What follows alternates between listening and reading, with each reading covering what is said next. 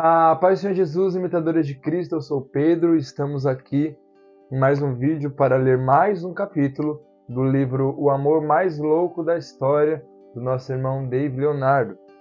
Não sei se os vídeos estão saindo todos os dias, porque eu estou tendo um pouco de dificuldade aí com a edição, com a internet. Com a edição nem tanto mais, porque Deus nos abençoou com o notebook, mas com a internet. Mas ore para que o Senhor nos ajude aí a conseguir progredir aí com os vídeos diários quando o assunto for leitura de livro, né? Mas hoje nós vamos ler aqui o capítulo de número 8, que tem por título O Jumento Entendeu, que diz: Algo que amo acerca da Bíblia é que tanto o Velho quanto o Novo Testamento revelam Jesus. Ele é o centro da palavra, o personagem principal. Mesmo quando ainda não havia se encarnado, tudo já apontava para ele. Assim que se tornou homem, as profecias passaram a se cumprir e finalmente fomos capazes de nos reconectar com o Pai e voltar para casa. Isso, talvez mais do que qualquer coisa, me faz entender o quanto tudo tem a ver com ele e não comigo ou com você. Jesus é quem tem todo o poder e merece toda a glória, e não nós. Entretanto, no meio do processo, diversas vezes acabamos nos esquecendo disso e pensamos que tudo acontece por nossos talentos, capacidades e esforços. É evidente que essas coisas não podem ser descartadas, afinal, nós, como corpo de Cristo, somos seus braços, pés, mãos e pernas para as pessoas, mas isso não significa que as coisas aconteçam por nossa causa ou mérito. Se Jesus é a cabeça da igreja, é simples entender que nada pode funcionar sem ele, o cérebro da nossa missão. Afinal, não sei você, mas eu tenho certeza de que nunca vi nenhum corpo funcionando e andando por aí sem uma cabeça. O cérebro é quem dá os comandos, ele é quem guia e envia as direções para todo o resto do corpo. Enquanto pensava nisso, outro dia me deparei com a passagem da entrada triunfal de Jesus em Jerusalém, que pode ser encontrada nos 4 evangelhos. Todas as vezes em que lemos esse trecho, pensamos na humildade e simplicidade de Jesus, que realmente é verdade, mas comecei a entender um pouco melhor o que havia acontecido naquele momento quando pesquisei sobre os jumentos e a doma desse animal, e ao ler a profecia que apontava para aquele evento. A entrada triunfal em Jerusalém já tinha sido profetizada em Zacarias 9. Alegra-te muito, ó filha de Sião, exulta, ó filha de Jerusalém, eis que o teu rei virá a ti, justo e salvador, pobre e montado sobre um jumento, e sobre um jumentinho, filho de jumenta. E obviamente Jesus, sabendo disso, velou por cumprir aquela palavra, já que tudo o que ele fazia era para cumprir o que já tinha sido profetizado a seu respeito. Ele não veio para suprir os paradigmas dos fariseus, não veio para entender as expectativas das pessoas ou até mesmo para fazer o que queria. Ele veio para cumprir a expectativa do Pai, que tinha sido revelada bem antes dele encarnar como homem. Tudo o que Jesus fazia apontava para o Pai, e tudo que Deus ordenou e revelou antes apontava para Jesus. Por esse motivo, Jesus, em vez de montar em um cavalo ou qualquer outro tipo de meio de transporte mais sofisticado, escolheu um jumento. O interesse, porém, é que possivelmente pelo fato de a maioria de nós ter crescido em grandes cidades à base de iogurtes e cereais, não conseguimos entender a profundidade do que aconteceu ali. Por outro lado, provavelmente se alguém nasceu no interior e estiver lendo esse livro, compreenderá com mais facilidade o pequeno milagre que nunca prestamos tanta atenção, mas que aconteceu na entrada triunfal. Em Marcos 11, a Bíblia narra aquele momento da seguinte maneira: E logo que se aproximaram de Jerusalém, de Betfagé e de Betânia, junto ao Monte das Oliveiras, enviou 12 dos seus discípulos e disse: Ide à aldeia que está defronte de vós, e logo que ali entrares, encontrareis preso um jumentinho, sobre o qual ainda não montou homem algum. Soltai-o e trazei-mo. E se alguém vos disser: Por que fazes isso? Dizei-lhe que o Senhor precisa dele e logo deixará trazer para aqui. E foram encontrar o jumentinho preso fora da porta, entre 2 caminhos, e o soltaram. Alguns dos que ali estavam disseram: que fazeis soltando o jumentinho? E eles, porém, disseram-lhe como Jesus lhes havia mandado. E deixaram-nos ir. E levaram o jumentinho a Jesus, e lançaram sobre ele as suas vestes, e assentou-se sobre ele. E muitos estendiam as suas vestes pelo caminho, e outros cortavam ramos das árvores, e as estendiam pelo caminho. E aqueles que iam adiante e os que seguiam clamavam, dizendo: Hosana, bendito o que vem em nome do Senhor. Bendito o reino do nosso pai Davi, que vem em nome do Senhor. Hosana nas alturas.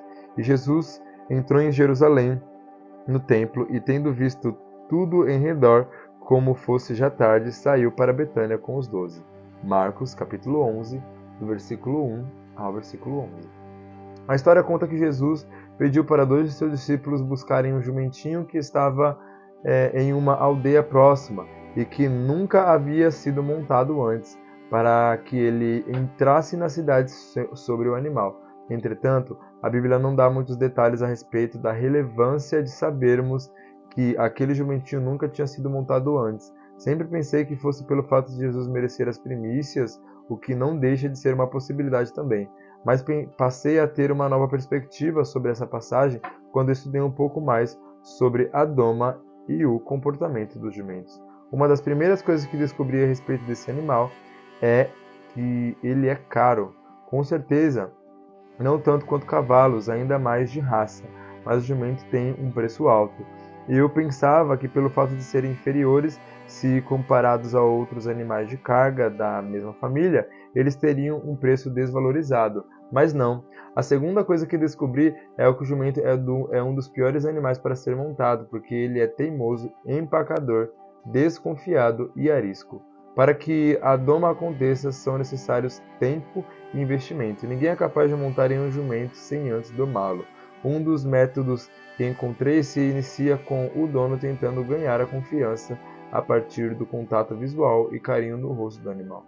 Depois de mais ou menos uma semana repetindo essas ações, visando não apenas ganhar a confiança, mas também a submissão do jumento, o dono começa a introduzir a sela pouco a pouco, sendo tirado e colocado sempre tirando e colocando rápida e diariamente até que ele se acostume.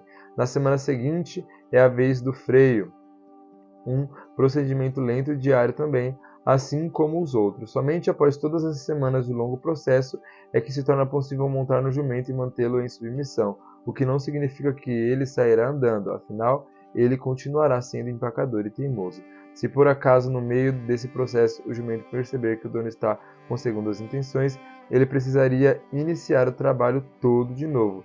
Isso quer dizer que o animal de Marcos 11 nunca havia sido montado, ele também ainda não tinha sido domado, o que nos revela o ângulo totalmente diferente daquela passagem. A Bíblia nos afirma que ao entrar em Jerusalém, Jesus solicitou aos discípulos o jumentinho, que, sem oposições, foi desamarrado e teve a sela colocada em suas costas para carregar o Rei dos Reis. Aquele animal entendeu o que eu e você demoramos uma vida para entender. Quem manda é Jesus. Apenas Ele sabe o que é melhor para mim e para você. Somente Ele conhece o nosso amanhã. Ele é quem tem um destino para nós, e se não fosse por Ele, ainda estaríamos amarrados em algum lugar. Há pessoas que vivem a vida inteira sem se deixarem dominar pelo amor de Deus. Até vão à igreja, mas não se rendem a Ele completamente, porque preferem manter as armaduras. Seja pelo motivo que for, muitos têm medo de se machucar, outros desconfiam, alguns têm dificuldade de se submeter e por aí vai. Entretanto, gostando ou não, para isso não existe negociações. Jesus é o único comandante. Por outro lado, é reconfortante saber que esse mesmo homem que nos guia é o nosso cabeça. Não conhece outra forma de liderar senão pelo amor. Seria triste, para não dizer trágico, se o nosso líder fosse autoritário, opressor, abusivo, impiedoso e violento. Mas ele definitivamente não é assim.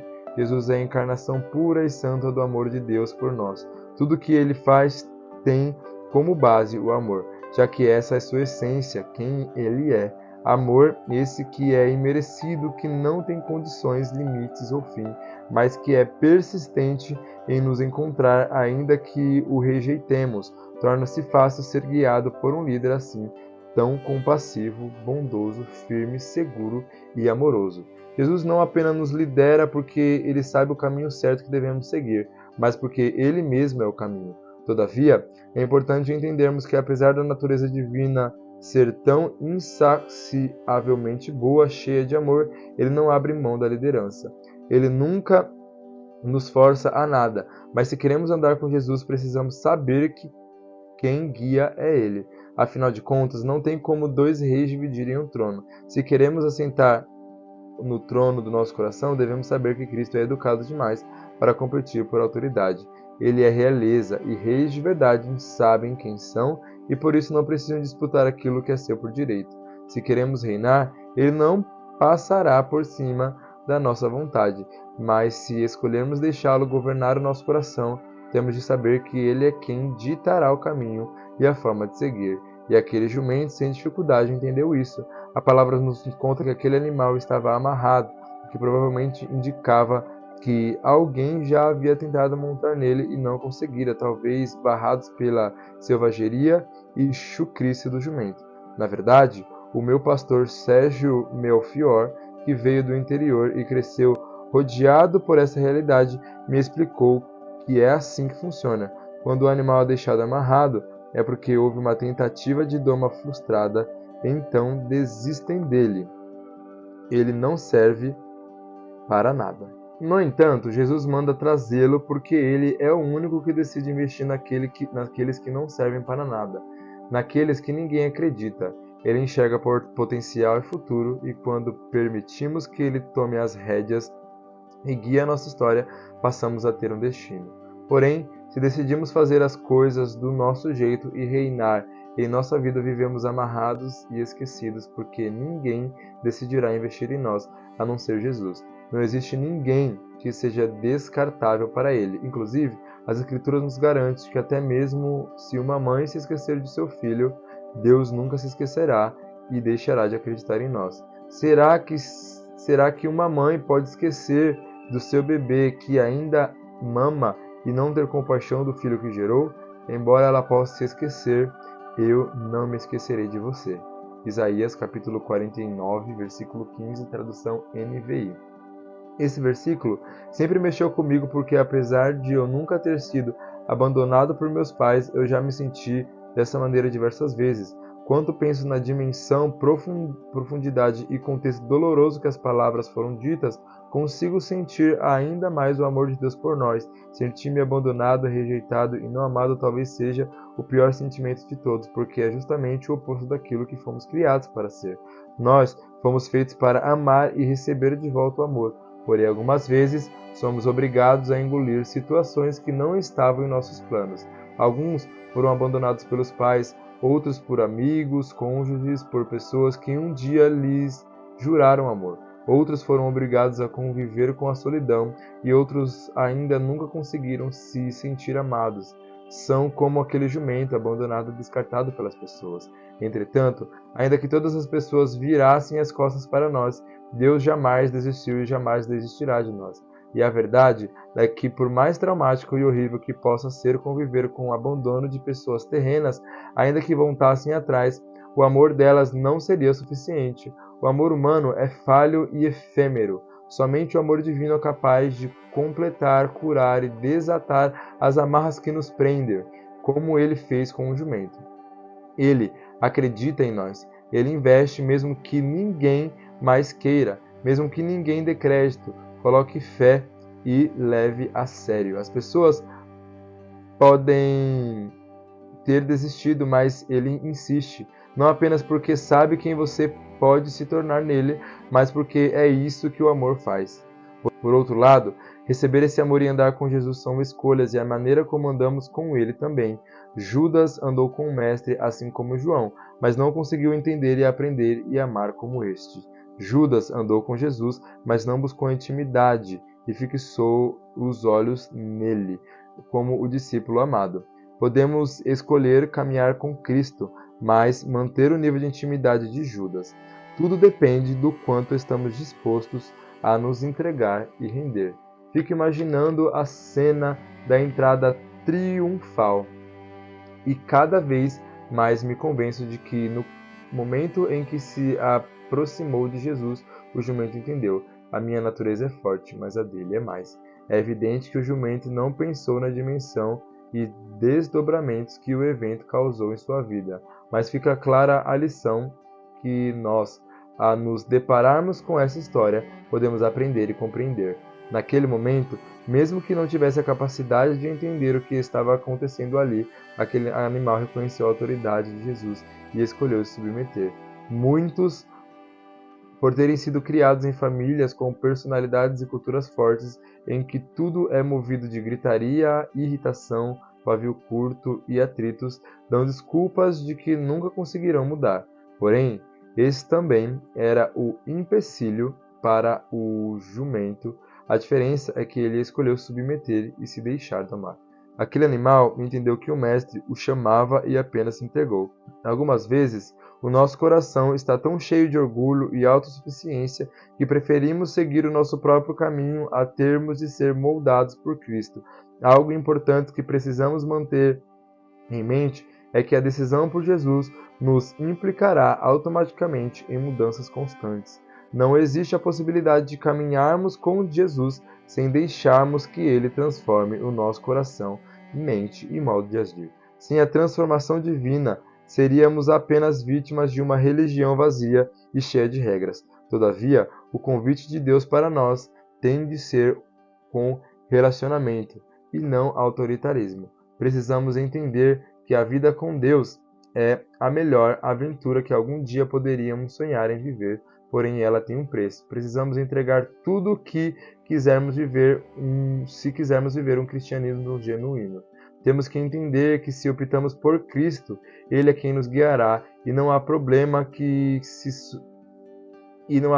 se somos difíceis, se as pessoas que já investiram em nós desistiram ou se no começo ficaremos desanimados.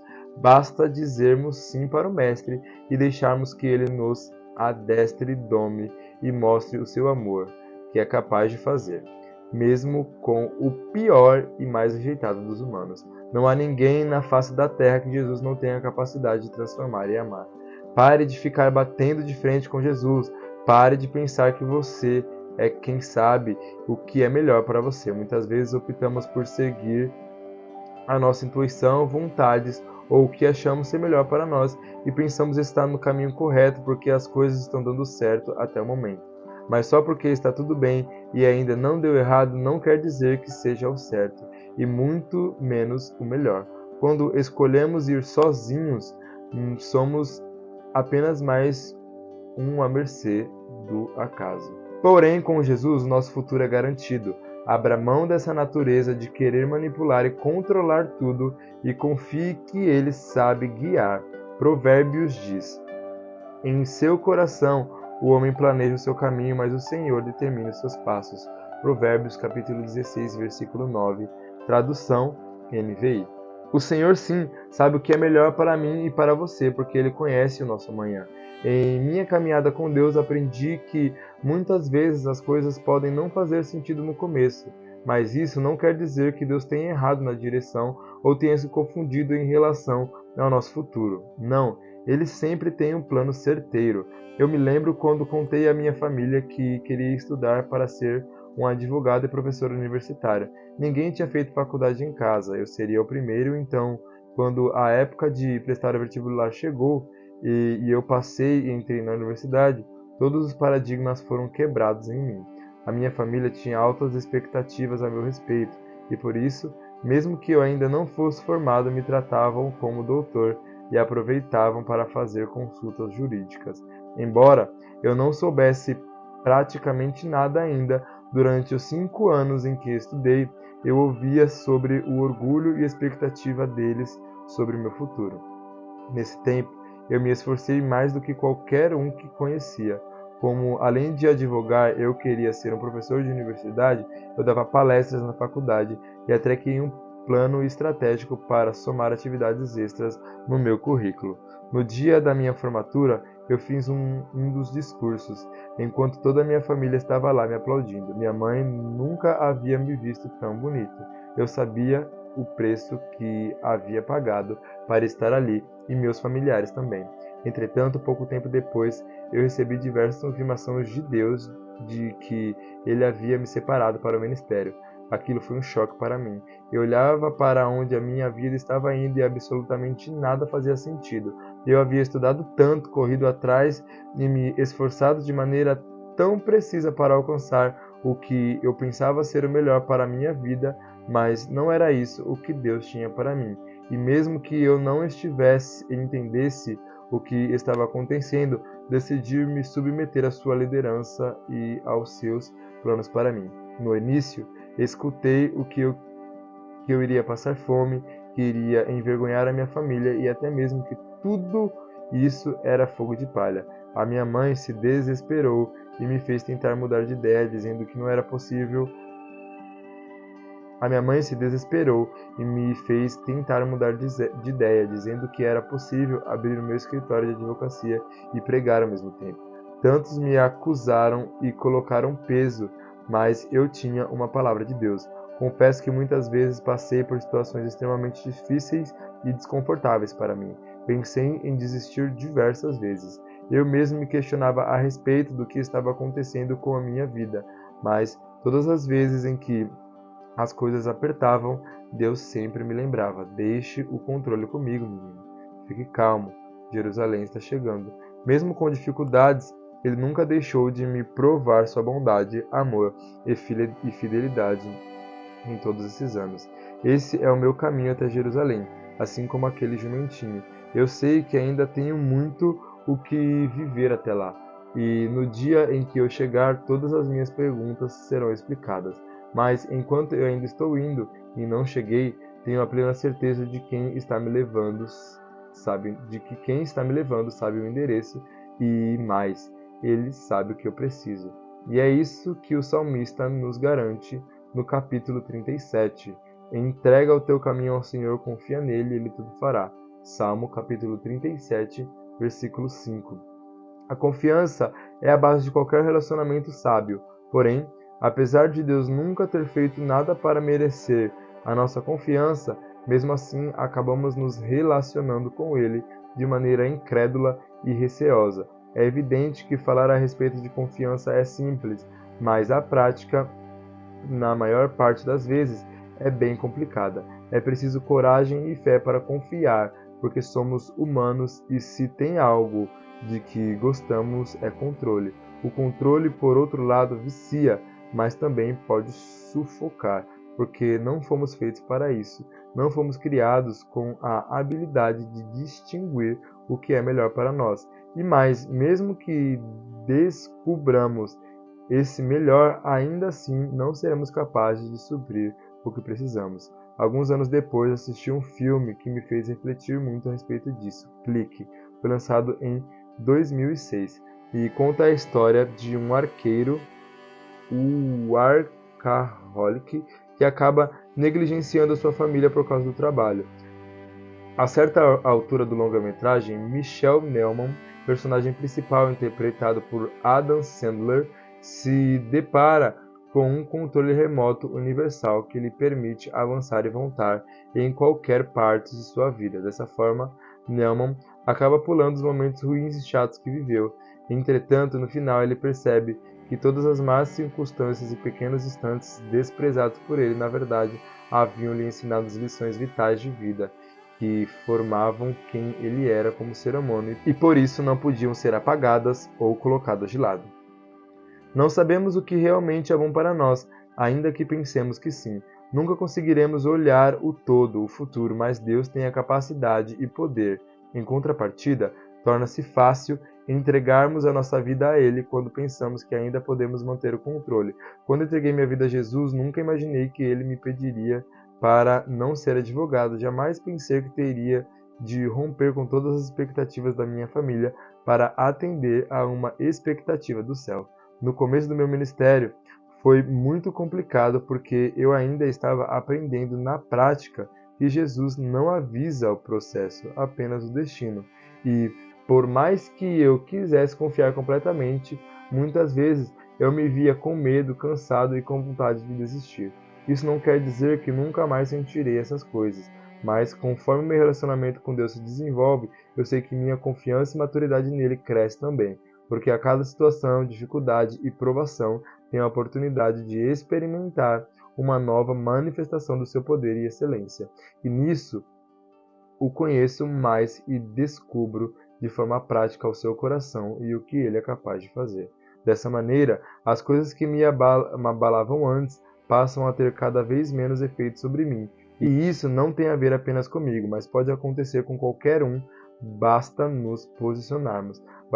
Vale lembrar, quando somos guiados pelo Mestre, os obstáculos e problemas continuarão vindo, mas, a partir do momento em que colocamos os nossos olhos nele, sabemos que tudo o que acontecer não irá nos matar, mas nos tornar mais fortes e treinados. Quando decidi viver de maneira integral no ministério, eu costumava dizer que tinha aberto mão de tudo, porém mais tarde percebi que eu não havia aberto mão de nada, e mesmo assim recebi muito mais do que poderia sonhar. Ao escolher viver o que Deus tinha para mim, eu não apenas estava vivendo o tempo mais incrível e alegre da minha vida, mesmo com as provações, mas eu estava muito mais consciente a respeito de quem Deus era para mim, o que me levou a confiar nele muito mais. Jeremias 1 diz: Antes de formá-lo no ventre, eu o escolhi. Antes de você nascer, eu o separei e o designei profeta das nações. Jeremias capítulo 1, versículo 5, tradução NVI. Mesmo antes de nascer, ele já sabia o seu futuro. Eu estava amarrado, mas quando decidi lhe entregar todo o curso da minha vida, ele me direcionou para Jerusalém, o centro da sua vontade. No Velho Testamento, Jerusalém era onde a presença de Deus estava. Tanto que Daniel, por exemplo, orava virado para Jerusalém.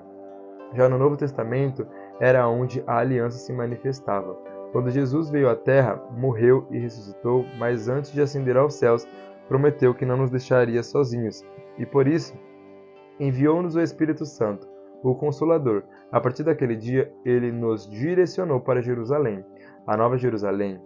Antes, estávamos amarrados pelo pecado, mas hoje temos um destino com Jesus, que sabe do que precisamos, na verdade, e nos guia em amor. No final, o jumentinho chegou ao seu destino, Jerusalém. Obviamente, a Bíblia não relata a continuação da história daquele animal, mas é interessante imaginarmos a fama que ele conquistou ao entrar em Jerusalém com Jesus. Imagino que semana mais tarde esse jumento, que antes era desprezado por todos e que de repente ganhou notoriedade entre o povo, tornou-se invisível e descartável novamente, porque sem Jesus, aquele animal era apenas um jumento. Precisamos de uma vez por todas entregar o controle para Jesus. Precisamos devolver o que tiramos de suas mãos e que nem é nosso, já que ele nos comprou. Decida lhe dar o controle de volta e encontre a sua rendição, a cura, identidade e valor que você tem e só pode achar em Cristo. Glória a Deus por mais esse capítulo que lemos aqui. É um capítulo muito interessante. Aliás, aprendi bastante, espero que você tenha aprendido aí também. Então não deixe de deixar o seu like, se inscrever aqui no canal, compartilhar esse vídeo para o máximo de pessoas possíveis, para que o canal venha crescer e a gente venha a ser um objeto de alcance através daquilo que o Senhor coloca diante de nós. Já tem outro livro para ler com vocês, está aqui inclusive, para ler com vocês aqui no canal. Vou começar a ler ele assim que eu terminar esse, mas só vou começar a lançar quando eu tiver todos gravados e editados, para não acontecer esse erro que está acontecendo com esse livro, de eu não conseguir postar todos de uma vez só, por conta da minha internet. Mas creio que Deus vai nos abençoar e tudo vai melhorar para a glória de Deus. Então não se esqueça de orar por nós, para que o Senhor venha nos usar cada dia mais. Amém? Então amanhã, ou depois de amanhã de amanhã, vamos ler o capítulo 9, Não Escuto Deus, e posteriormente o capítulo 10. Faltam só 2 para a gente finalizar esse livro. Tá bom? Deus abençoe por ter assistido até aqui e até a próxima.